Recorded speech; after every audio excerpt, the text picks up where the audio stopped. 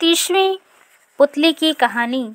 अगले दिन राजा भोज सिंहासन के निकट पहुँचे तो एक अन्य पुतली उनका मार्ग रोककर खड़ी हो गई।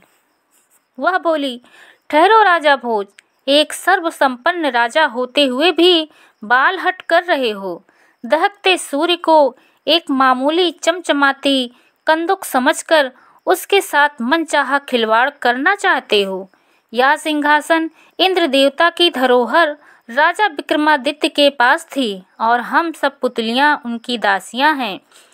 पहले अपने अंदर उन गुणों को तलाश करो जो राजा विक्रमादित्य के अंदर थे, लेकिन वे गुण तुम में नहीं हैं। इसलिए मैं तुम्हें एक कथा सुनाती हूँ, जरा ध्यान से सुनो। उसके पश्चात निर्णय लेना कि तुम इस सिंहासन पर बैठने के काबिल हो या नहीं। यह कहकर पुतली ने राजा विक्रमादित्य से संबंधित कथा इस प्रकार सुनाई। राजा विक्रमादित्य के राज्यकाल में उज्जैन नगरी विद्वानों और ज्ञानी लोगों का केंद्र था। राजा विक्रमादित्य विद्वानों का बड़ा सम्मान करते थे। एक दिन वे वन में ध्यान लगाने पहुँचे तो देखा दो प्रकांड पंडित आपस में बातें करते वन के रास्ते से गुजर रहे हैं। राजा ने सोचा उनकी बातें सुननी चाहिए। उन्होंने अदृश्य होने वाला तिलक खींचकर माथे पर लगाया और क्षण भर में भी अदृश्य हो गए। अब वे उन दोनों पंडितों की बातें सुन रहे थे। पंडित उन्हें नहीं देख सकते थे। एक पंडित मृत पशुओं की हड्डियों का कोई भी टुकड़ा देखकर इस बात को बता सकता था कि वह किस पशु की हड्डी है तथा उस पशु को मरे कितना समय हो गया है। वह अपने ज्ञान के शोध हेतु वन में आया था। उसने बड़े गर्व से अपने साथी पंडित से एक मृत पशु की हड्डी देखकर बताया, यह मृग की हड्डी है। जिस मृग की यह हड्डी है उसे शरीर छोड़े हुए 4 वर्ष हो चुके हैं। पता नहीं तुम इस सच को कैसे कह रहे हो, यह सच है या झूठ? दूसरे पंडित ने कहा। उस मृत हिरण को बुलाकर पूछा तो नहीं जा सकता कि यह हड्डी तुम्हारी है और तुम्हें मरे हुए 4 साल हो चुके हैं या नहीं। तुम मेरे ज्ञान को ललकार रहे हो। मेरा ज्ञान तुम्हारे लिए कला और काला अक्षर भैंस बराबर है। दूसरे पंडित ने बुरा मुंह बनाकर कहा, हो सकता है तुम्हारा कथन सत्य हो, पर ज्ञान ऐसा होना चाहिए जो प्रत्येक की समझ में आ जाने वाला हो और उसका प्रत्यक्ष प्रमाण दिखाया जा सके। जरा अपने ज्ञान को कसौटी पर घिसकर तो देखो।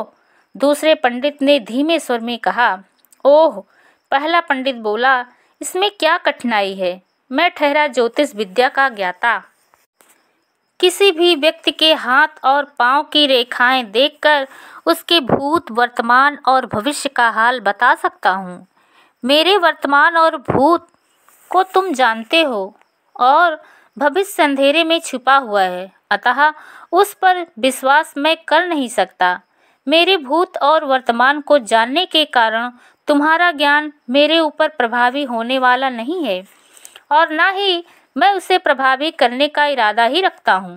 पहला पंडित बोला।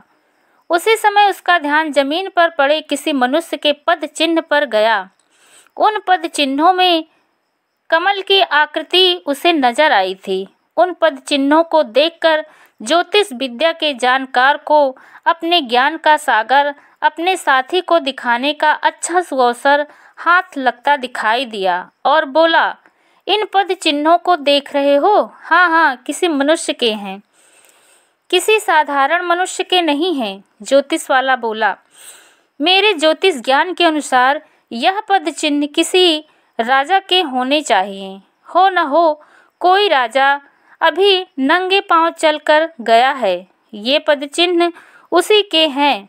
उसने अपने साथी को साथ लिया और उन पद चिन्हों का अनुसरण करता हुआ आगे बढ़ने लगा। काफी दूर जाने पर उसे एक लकड़हारा मिला जो एक पेड़ के नीचे बैठा विश्राम कर रहा था। उसके समीप ही उसके द्वारा काटी गई लकड़ियां बिखरी पड़ी थी। ज्योतिष ज्ञानी ने लकड़हारे के समीप पहुंचकर पूछा, क्यों भाई, तुम यहाँ कब से काम कर रहे हो? क्या तुमने इधर से किसी मनुष्य को जाते हुए देखा है? वह बोला, मैं तो यहाँ दिन निकलने से पहले ही पहुँच गया था। आदमी तो क्या, मैंने तो किसी पशु को भी नहीं देखा। लकड़हारे ने जवाब दिया। लकड़हारे की बात सुनकर ज्योतिष ज्ञानी सोच में पड़ गया। फिर कुछ विचार करके उसने लकड़हारे से कहा, अच्छा भाई, जरा अपने पाँव तो दिखाओ। क्यों, किस उद्देश्य से? लकड़हारे ने आश्चर्य के साथ पूछा।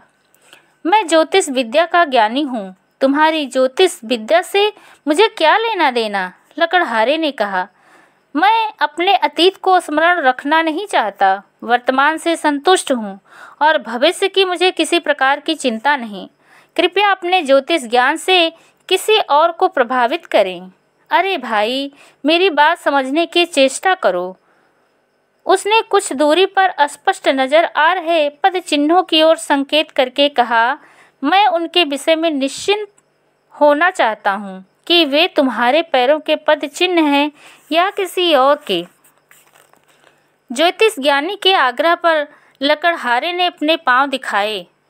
उसके पांव के नीचे कमल की आकृति बनी हुई थी। यह देखकर ज्योतिष बहुत चकित हुआ और सोचने लगा, ऐसा कैसे हो सकता है? ज्योतिष ज्ञान के हिसाब से तो ये ऐसे पांव राजा के होने चाहिए। ज्योतिष ज्ञानी के मित्र ने भी लकड़हारे के पैर में बनी कमल आकृति को देखा और इस बात से संतुष्ट हुआ कि पद चिन्हों के आधार पर उसके ज्योतिष मित्र ने वैसा पांव ढूंढ लिया। उसने कहा, अब तुम इस बात को साबित करके दिखाओ कि यह कमल आकृति वाला पांव किसी राजा का ही है। ज्योतिष ज्ञानी बुरी तरह चकरा गया था। वह अपना सिर खुजलाता लकड़हारे से पूछ बैठा, तुम कहाँ रहते हो? मैं उज्जैन नगरी में रहता हूँ। तुम यह लकड़ी काटने का काम कितने समय से कर रहे हो? जब से होश संभाला है तब से यही काम करता आ रहा हूँ, लकड़हारे ने उत्तर दिया। अब ज्योतिष ज्ञानी और भी परेशान हो उठा। उसने उसे टटोलने वाले भाव से देखा और प्रश्न किया, यह तो बड़े परिश्रम का काम है, तुम्हें तो बहुत कष्ट होता होगा यह काम करने में। वह इस बात को भी सोच रहा था कि यह लकड़हारा कहीं अपना वास्तविक परिचय छुपा तो नहीं रहा है, कहीं यह किसी राज्य का राजा तो नहीं और वेश बदल कर यहाँ बैठा है। लेकिन लकड़हारे ने बड़े निर्भीक स्वर में उत्तर दिया, अजी कष्ट कैसा, यह तो अपना पुश्तैनी काम है। मेरे पिता और दादा भी इस काम को करते थे, बचपन से ही इस काम में लग गया था, इसलिए मुझे तो कोई कष्ट नहीं होता। लकड़हारे का ऐसा उत्तर सुनकर ज्योतिष ज्ञानी का चेहरा उतर गया। रही सही आशा की किरण भी डूब गई। उसकी समझ में नहीं आ रहा था कि कैसे संभव हो सकता है। क्या उसका सारा ज्योतिष विद्या का ज्ञान व्यर्थ गया? वह मुंह लटकाए वहां से लौट पड़ा। उसके साथी ने कहा, अब कहो क्या चाहते हो? पहले ही परीक्षण में तुम खोटे सिक्के निकले।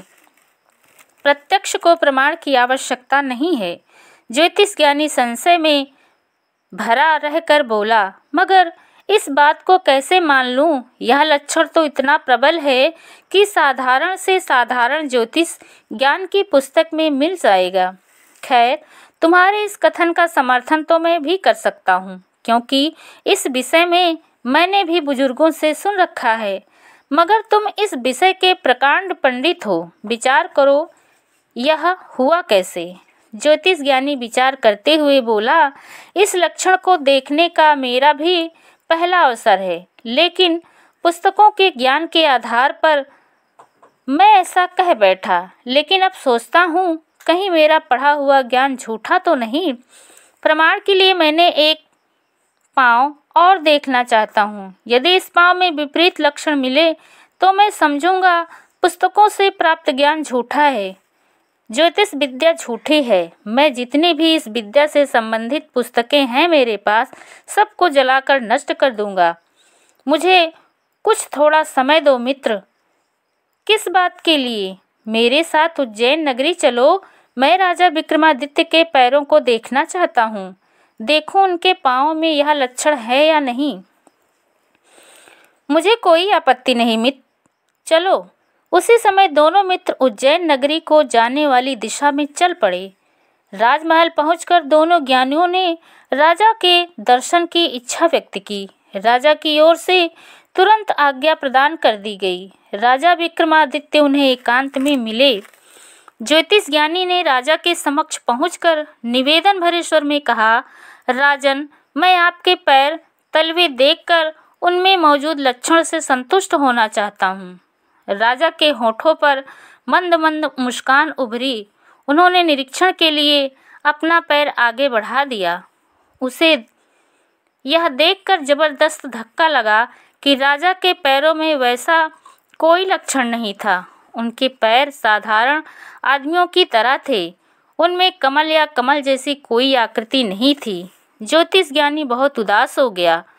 उसे उदास देखकर राजा विक्रमादित्य ने पूछा, ब्राह्मण देवता, क्या बात है? आपने स्वयं आग्रह करके मेरे पाँव का निरीक्षण किया और अब उन्हें देखने के बाद आप दुखी क्यों हो रहे हैं? तब ज्योतिष ज्ञानी ने राजा को सारी बात बताई। राजन, जिस व्यक्ति के पाँव में राजा बनने के लक्षण हैं, उसे मैंने जंगल में लकड़ी काटते देखा, और जिसके पाँव में ऐसे लक्षण नहीं हैं, वह इतने बड़े साम्राज्य का राज सुख भोग रहा है। ऐसा कैसे संभव है? क्या पुस्तकें गलत ज्ञान देती हैं? नहीं, पुस्तकों का ज्ञान सदा सही होता है, राजा ने कहा, पर उस पर पूर्ण आत्मविश्वास के साथ विश्वास न करने वाले का ज्ञान अधूरा होता है। फिर उन्होंने एक चाकू से अपने पैर की खाल खुरच दी।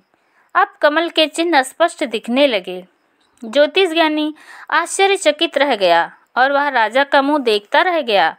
राजा ने कहा, जंगल में जिस लकड़हारे के पैर तुमने देखे थे, वह मैं ही था, पर आप अपनी ही विद्या के संशय में पड़ गए, तो मैं यही सोच रहा हूँ कि आपका भ्रम कैसे मिटाया जाए। मैंने तुम दोनों मित्रों की बातें सुन ली थी कि तुम मेरे पास आ रहे हो। मैं तुम्हारी प्रतीक्षा कर रहा था और तलुओं पर खाल की परत चढ़ाकर बैठ गया था। तुम्हारा ज्ञान अधूरा है ब्राह्मण देवता, क्योंकि जिनका ज्ञान पूरा होता है उन्हें ऐसे परीक्षणों की आवश्यकता नहीं पड़ती। राजा के मुख से ऐसे शब्द सुनकर वह बहुत लज्जित हुआ। फिर भी राजा ने दोनों को पुरस्कार देकर विदा किया। दरअसल अदृश्य हुए राजा ने उनकी बातें सुनकर लकड़हारे का वेश धारण कर लिया था। इस कथा को सुनाकर पुतली ने कहा, कहो राजा भोज, क्या तुमने कभी इस तरह की किसी ज्ञानी के अधूरे ज्ञान के प्रति सीख दी है? अगर दी है तो इस सिंहासन पर आसीन हो जाओ। राजा भोज उस दिन भी महल लौट आए।